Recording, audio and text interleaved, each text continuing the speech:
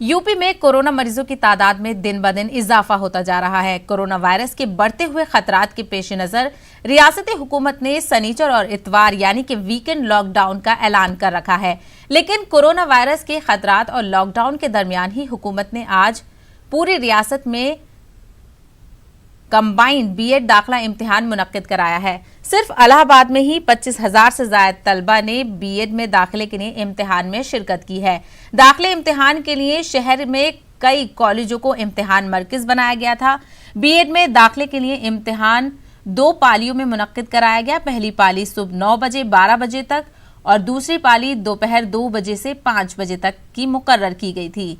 BEd में दाखिले के लिए बड़ी तादाद में तलबा व तालिबात इम्तिहान मराकज में जमा हुए। गर्चे रियासती हुकूमत ने बुखार से मुतासिर तलबा व तालिबात के लिए अलहदा कमरों का इंतजाम किया था। ताहम इम्तिहान मरकज पर जमा होने वाली भीड़ में समाजी फासले की धज्जियां उड़ती हुई नजर दिखाई आई।